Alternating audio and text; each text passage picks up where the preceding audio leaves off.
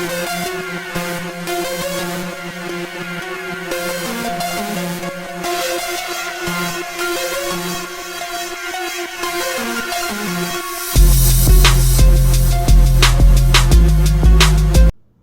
is up, everybody? The Hunter GT with TheHunterGT.com. That's right, go check out the website, TheHunterGT.com. What is going on today? It is Tuesday. That must mean it's Detecting 101 day. That's right, Monday the live stream, Tuesday Detecting 101, Wednesday the random review, and then Thursday the second live stream. Perhaps we'll throw up a hunt video on Thursday, something like that. It is a tentative schedule. It's not going to happen every single day or every single week, something to keep in mind. But here we go, Detecting 101 today. What is it? DD versus concentric coils. It's probably the #1 question I get. What size do I need in a coil, and what type of coil do I need? Do I need a DD? If my detector comes with a DD, do I need to get a concentric? If my detector comes with a concentric, do I need to get a DD? Well, I'm here to answer those questions, hopefully, or add some more confusion to the mix, one of the two. So here are two different types. Off the Macro Cruiser on the left, we have the 7-inch KR18C concentric coil. On the right, we have a DD coil, an MGC Lab Magic 5x8 for the Fisher F75. Now, I'm not going to be showing you coin tests or any in-dirt tests or separation tests with either of these.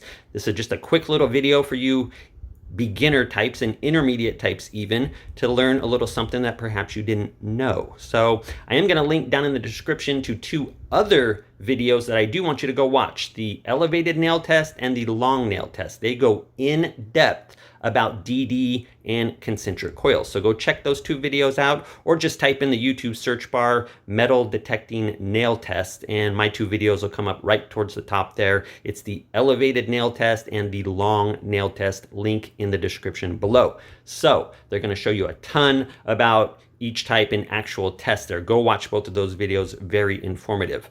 So on the left, we have a concentric coil. I've done a quick little diagram here. I threw it on top and just did a quick little template, so to speak. Here, let's put, so the ceiling fan doesn't blow them away there. So as you can see, they're pretty much two sides. I just got a Sharpie out, I put the coil right on top, and I drew around it. So we got two different coils inside of a coil.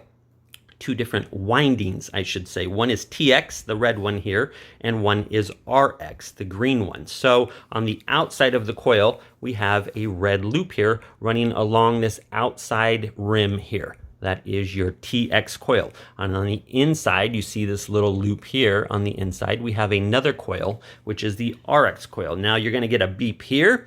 You'll get a beep in the middle, and then you'll get another beep here. So on a shallow target, you can get triple hits. And you will get that here on a DD coil as well. Why do they call that a DD coil? Because look, the transmit coil is shaped like a D facing that way, and the green one, the RX coil, is shaped like a D facing that way. And then both of them connect up through your cable connection. That just simulates where it's coming out of the cable there, just like that.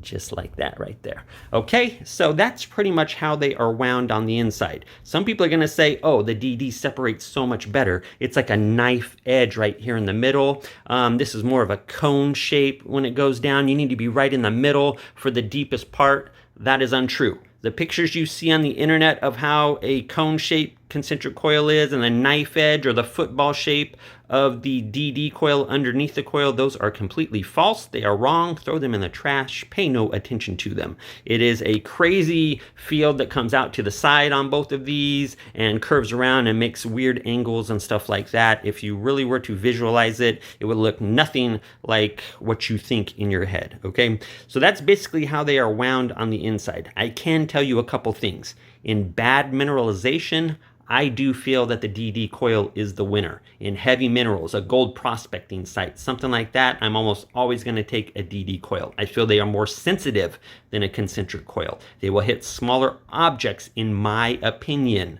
They handle my minerals better, in my opinion. Some guy's going to say, no way, the concentric handles mineralization much better. It's much more sensitive. Your mileage may vary. It depends on the detector oftentimes. And then, you know, one is set up to run a DD, it's not going to run a concentric as well. If one was built around a concentric, it's not going to run a DD as well. So you may find a detector that accepts both, but it really likes one more than the other. The ID is more stable. It's less chatty to EMI, yada, yada, okay? So Another thing I can say, flat iron, bottle caps, stuff like that. If you're in a bottle cap or a flat iron or even aluminum trash heavy area, Concentric coil handles trash ID much better than a DD. It will ID or tone a trashy object and really break up the tone, make it crackly and crunchy much more than a DD will. A DD will lock onto an iron washer, like a steel washer, or a crown bottle cap off like a Bud Light bottle or something like that.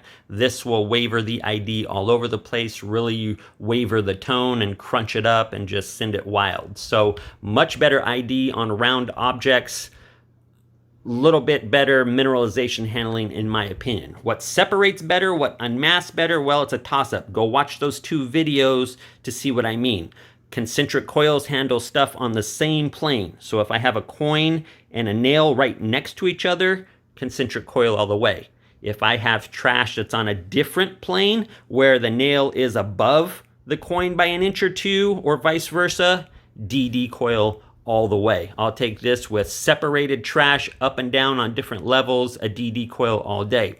If you know that your drops are all in the 3-inch range, all right underneath the surface, a concentric coil might be the trick for you. So I think they both have their place in the hobby. I don't think one absolutely destroys the other. I think where one shines, the other one it maybe is a little dark. Well, you flip the script on another scenario, one's going to shine, the other one's a little dark. So it is what it is. I don't want to get too in depth with these videos. They're just for a quick little beginner, intermediate type videos to get you guys started. I don't want to get into too much mumbo jumbo and fill your heads with a bunch of fascinating stuff just yet. So that is the difference between a DD on the right, as you can see, the D, and a concentric on the left. Now they do come in different sizes too. This one, they'll come in big old butterfly style ones where down here it's like a W and then it goes all the way around like that. Big wide circular ones, they have circular DD coils, they have elliptical, these concentrics that look like this, but it's still gonna have a middle loop here and a larger one here. And the DD coils that are round, it's still gonna be right down the middle with the D going this way and then a line here and the D going this way. So you will see round DDs and you will see elliptical football shaped concentrics, but the inside is basically the same no matter, it's just stretched into a football, and this one is just stretched round. So there it is, DD versus concentric. Make sure you go watch those other 2 videos down in the video description below. They really cover all the testing that you could possibly want for a DD versus concentric scenario. So hope you enjoy these videos. Leave a thumb up if you do. Leave a thumb down if you don't. Make sure to hit that subscribe button and that bell. Leave a comment down below. TheHunterGT signing off. I will see you on the next video.